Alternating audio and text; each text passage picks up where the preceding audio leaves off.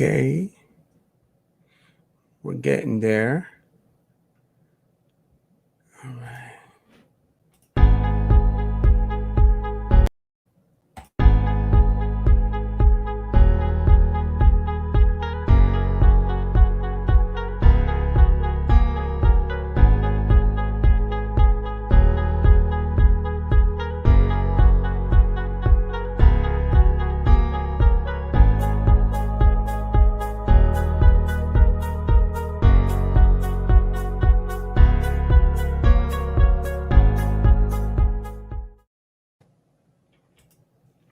Hey guys, welcome to our broadcast today. We changed the format a little bit.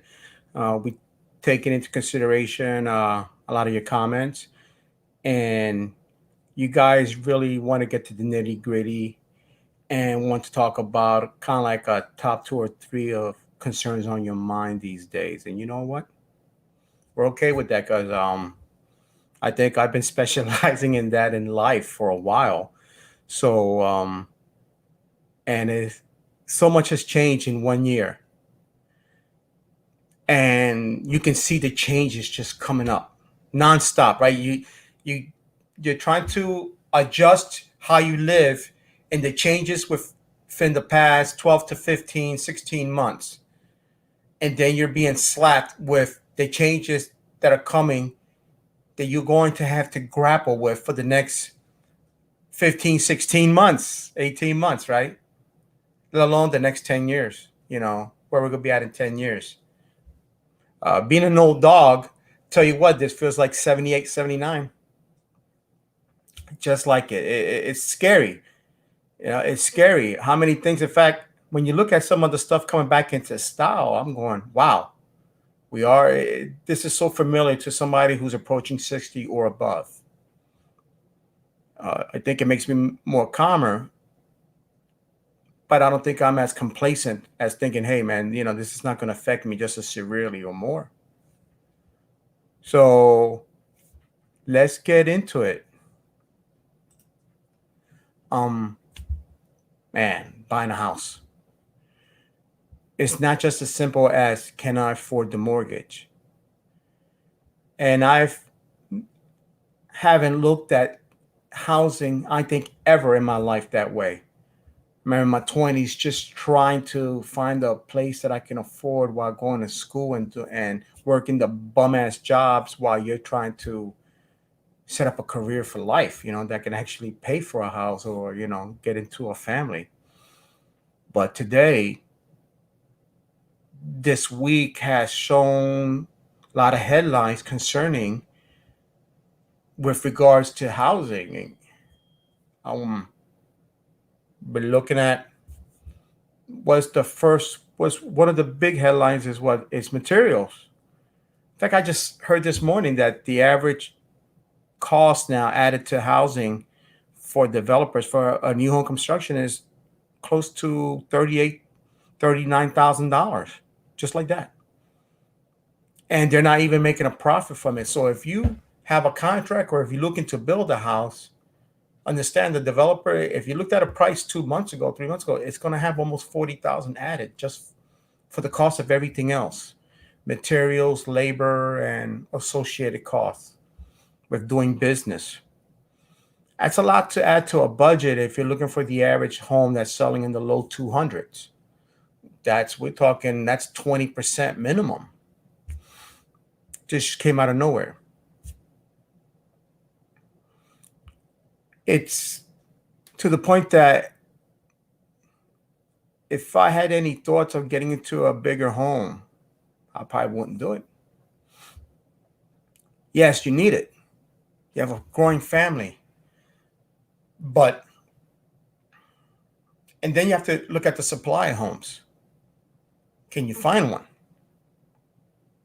Who are you competing against? I mean, I actually have a house across the street from mine that they showed it about over Memorial Day weekend. They never even put a sign out front. They had about 30 shows, 25 shows over 3 days, 2.5 days, 3 days. And there's no sign out there. I didn't even see it on MLS because I searched. They don't need it. They probably didn't even need to pay a commission to an agent. Just put it out on some of the alternative sites to sell a house, and you already have that many shows. And then I'm seeing certain contractors show up, and now I'm doubting, who's the buyer? Is it a family? Is it somebody from up north? Because I'm in Florida, guys. Is there somebody coming down south, sold off their house up north? They got good money and they're able to afford the house down here. I don't know. Almost feels like the contractors I see showing up, it may be an investment firm. That may be a rental. I already have one rental next to me. I don't want another one in front of me. But those are the people that have the money. When you're out there trying to buy a house,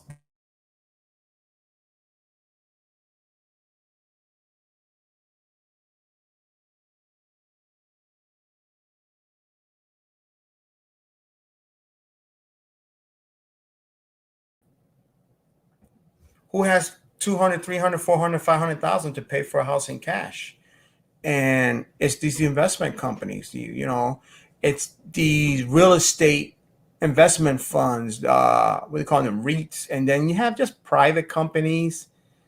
This is, you buy a house now, they can come in with cash, buy it. They either flip it, right? They either wholesale it to somebody else that's looking to buy a home, or they'll flip it, right? They'll go in, they'll fix it themselves and flip it and make a quick capital gain on it. Or they'll fix it and put a renter in it, and now they have an asset that they will be drawing income for the next 5-10 years. But that house won't be sold. If a family comes in, maybe they want to move on in 4 or 5 years.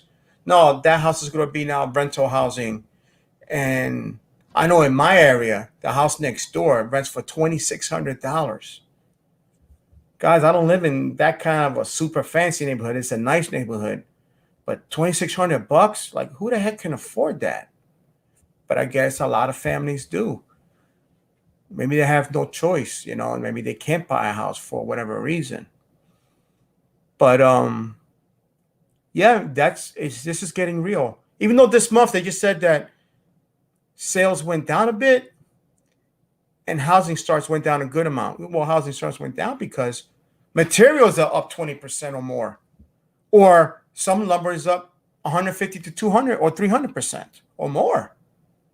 Plywood is insane. And plywood is crap. The plywood they make today is crap.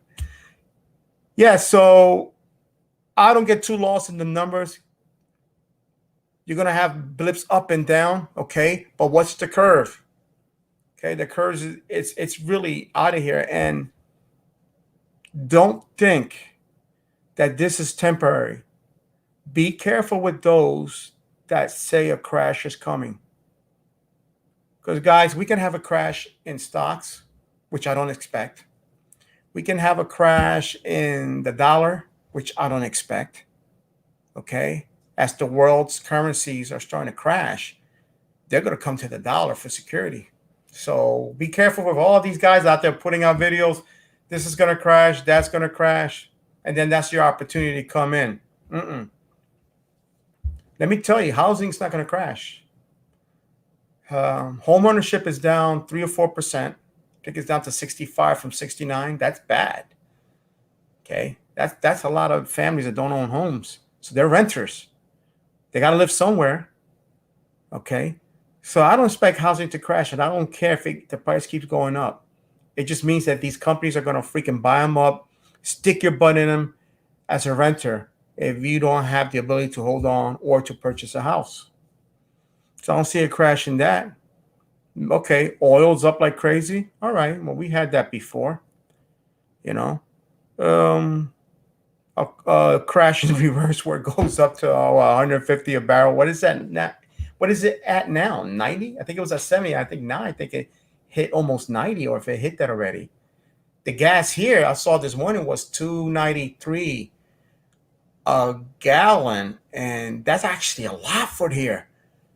They were hitting $3. In fact, I think Wawa's at $3 because it had 000. Maybe they just couldn't put a 3 in there. I saw it this morning. I wanted to take a picture and show you. What are they saying? Yeah. Anyway, housing. Guys, I've never looked at housing traditionally. But then again, I'm that guy that always bought that crappy looking house, or I bought a house that when no one was buying a house, I was buying a house.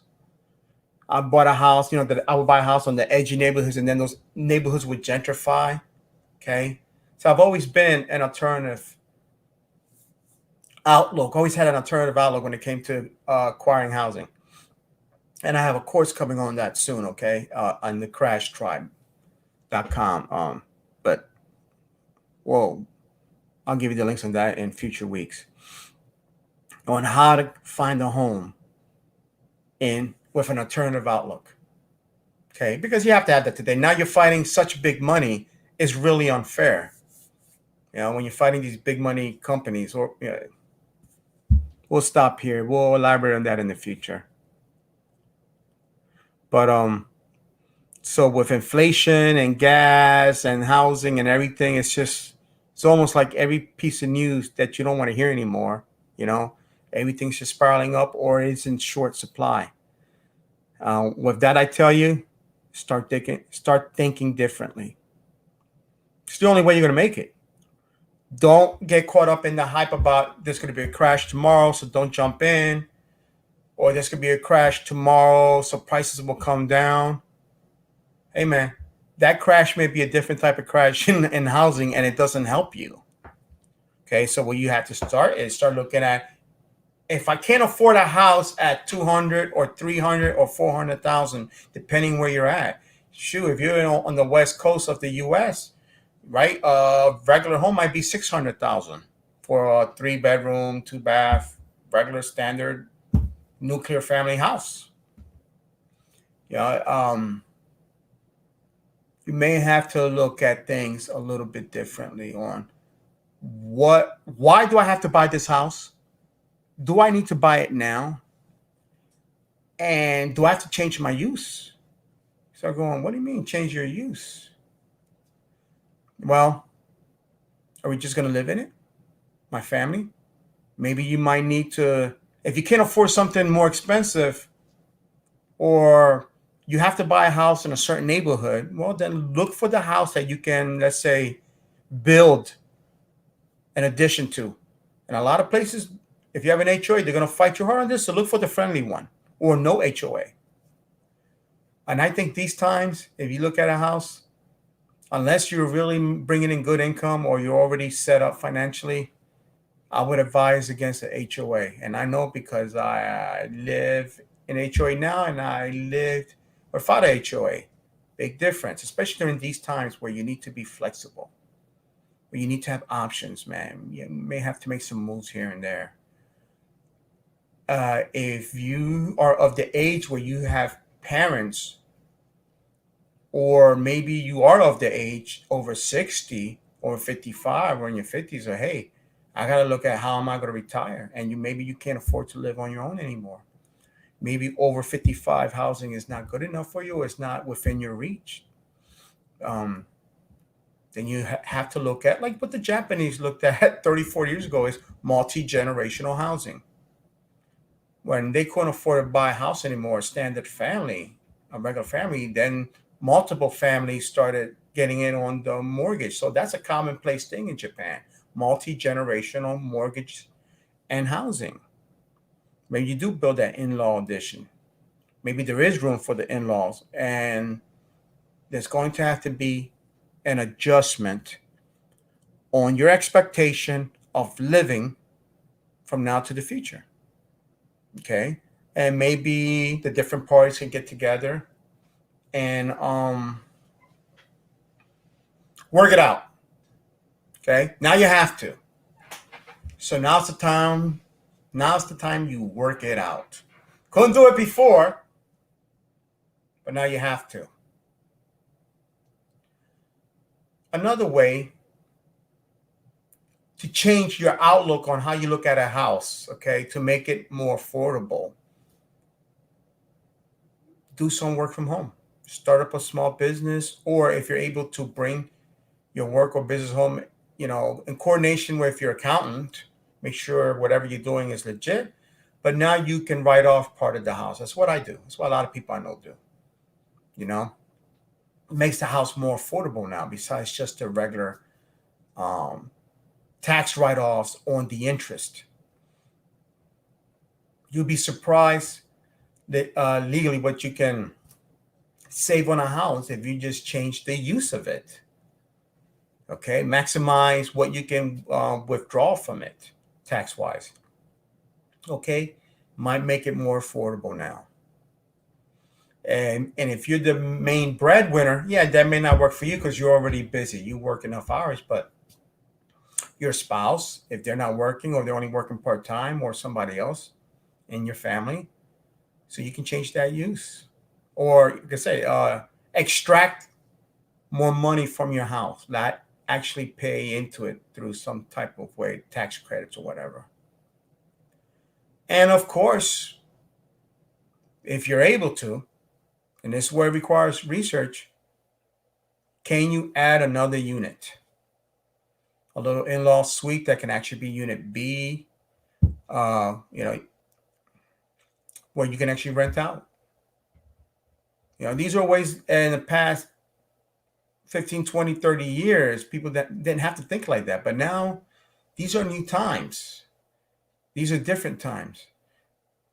And if you feel you can't get into a house now by yourself, or the way your income is set up with the financial algorithms of getting into a mortgage, let me tell you, if you legally, this is legally, of course, if it's within the zoning and it's and if you're able to maybe change the zoning from a single to a multi unit, you know, just going through the zoning board and everything is okay, this is something to look at whatever house you own or you may get into. Okay.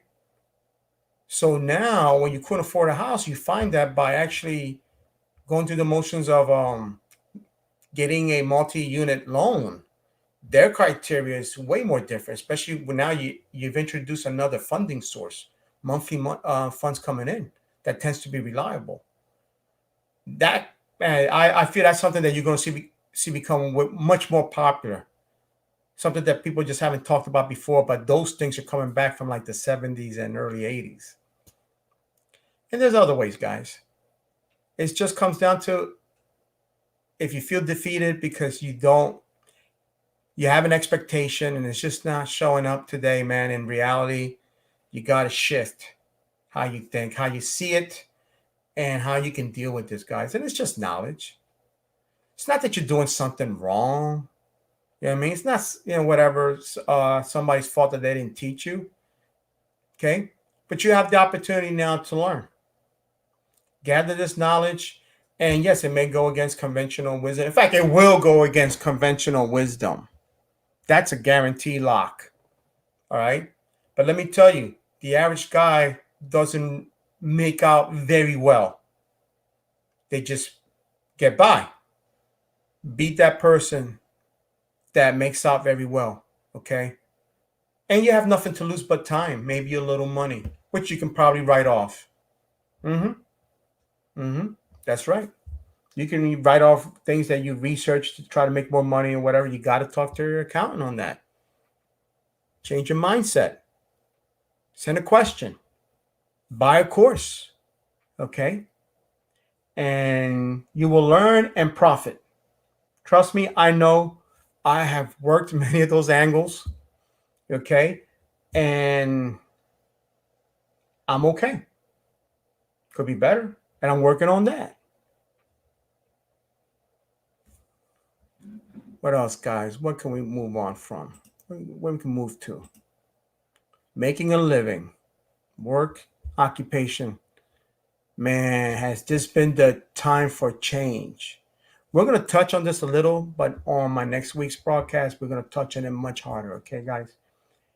I'm seeing this just within myself, just in my own life, my loved ones, my friends. There's change on everybody's part with this. Now, the thing is, it's your outlook. It always comes down to outlook, guys. There could be tragedy there smacking you in the face, On the other side, like they said, the old Chinese thing about opportunity. It's crisis on one side, but it's opportunity on the other. And it's like it's not the direct explanation of that term, but it is one of the definitions from what I understand, and that's how you got to look at it. Okay, in these times of change, whether it's economic change, social change, national change, there's opportunity. It depends on how much you're willing to invest in it, time, money wise, other resources, and to set yourself up to profit from it. Like anything else, is taking a risk. May not have the risk appetite, but if these times of change hasn't at least softened your resolve on maintaining your risk of appetite, not trying to get too technical. In other words, if these times haven't made you more ready to bust a move, try something different, check things out, I don't know what will. What will be a harder crisis? You know, maybe you wake up one morning and it's like, oh my God, 9/11, you know, or the crash of 2008, or Black Monday and all the other ones. Look, I don't care what comes down the pike. Somebody's going to profit from it. It's a guarantee. All right. So you have to look at yourself. How old am I? What's my risk appetite? How much time am I willing, and other resources, am I willing to invest to prepare for that change? If I have to make a change, maybe your life is great. You got a career, you're making six figures or more. You don't got to change, right? If you've been doing this for a long time, your life is good. But how about all the other ones? If you're watching me right now and you could use a change. I mean, I remember, about 6 months ago, I bumped into a young lady who was sitting next to me on the flight back to Tampa from up north. And she just started making, they actually bought equipment, her and her boyfriend or her husband, and they were making T-shirts. And I saw, you talk business with me, I could talk it for hours.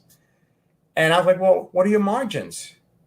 That's great that you actually made a move to do something. Well, her margin's like, yeah, we sold a couple, $16 or $20 T-shirts. And I'm like, really? You can't live on that. I mean, that's all good and fine, but you got to do volume. And with today's COVID business environment, who's buying volume? You can't do it on one-offs. I made this one shirt for here, whatever. And there was, I love that they were hustling. They were in their mid-20s, but they just didn't know. And so I try to break it off to them some knowledge. Like, look, how about this? How about that? How about all these other expenses? You have to account for that. You can't make a living doing this. That doesn't mean you don't do it. That's one of your 3 or 4 or 5 hustles. And they were like, wow. We're hoping this is the hustle. Like, no, that's not the hustle. You may have to have a full-time job, do that, and do something else. Because when you're young, you have the energy. But at least you recognize that something has to change, that you have to implement something. But really, you have to find out what pays. And we're going to talk on that. We're going to touch on that in the future, okay? Because today, you either stay in your occupation because you're going to make more money because of scarcity, right? Maybe there's just less competition now for you to make the same money or more money. Or maybe you're forced to get into something that will pay money because things are changing. But you can't just sit back like a lot of people are doing and not working. I mean, you can get by with this for a while. But when it comes time to get back to work, don't be angry at the ones that have your old jobs or they're promoted above you. No one's just going to walk out and go, sure, here's your position. Or here's my promotion. You're going to be a very angry person, and maybe we may have some crisis then. It's those guys right now out there working those jobs, making them hustles, getting those promotions, putting themselves in a higher place, that are, well, they're going to be your boss, like it or not. So careers, work, hustles. All right, guys, If you haven't started, get out there. It's time to recover from COVID. Okay. I just wish I was in my 20s now. I really do. I see so much opportunity. It's insane. And it's not like, well, I'm not in a hurry to go work this job at a convenience store. Yeah, but they're paying $18 an hour with a crazy bonus. You get in there and you can maybe work your way up to a promotion or two. A promotion. Wait, before you couldn't do it because you had so much competition. I mean, I went to a Wawa convenience store a couple of weeks ago on the weekend. They had a sign. The beverage station is closed. Lack of labor. I have nobody to service it. Couldn't believe it. But hey, to each his own. Just don't cry if other people have the spoils of war. All right? If they got in, they take it. So that's all we're going to touch on that for now.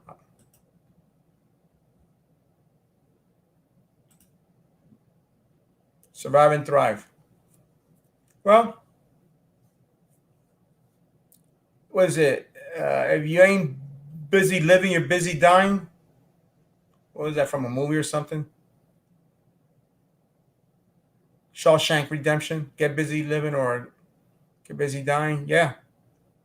Can't stand still today, guys. Can't stand still. Okay, we got potential crisis and how the food gets to us. I heard some headlines this morning. There's headlines every day. I won't get into them. Crisis in occupations. Businesses are shutting down and not opening up. Forget about retail.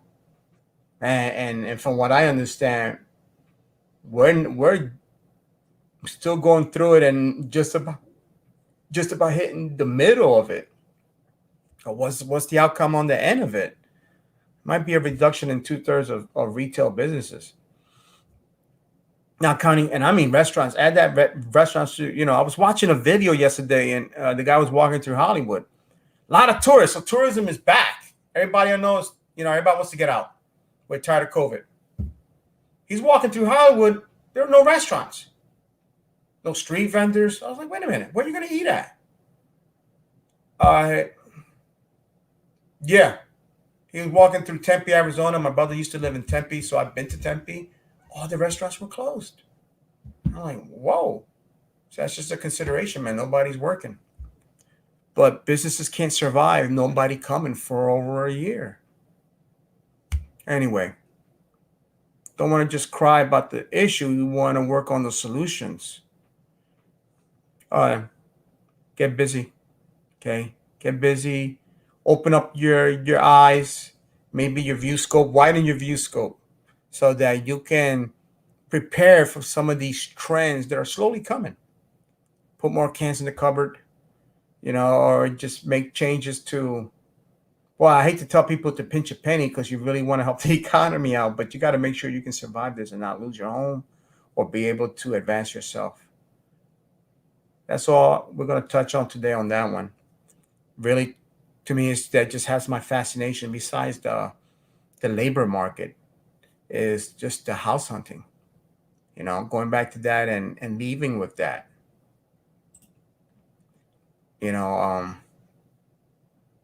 What can I really tell you? I'm not going to tell you to not buy a house because history rhymes. You know how they say history repeats? History rhymes.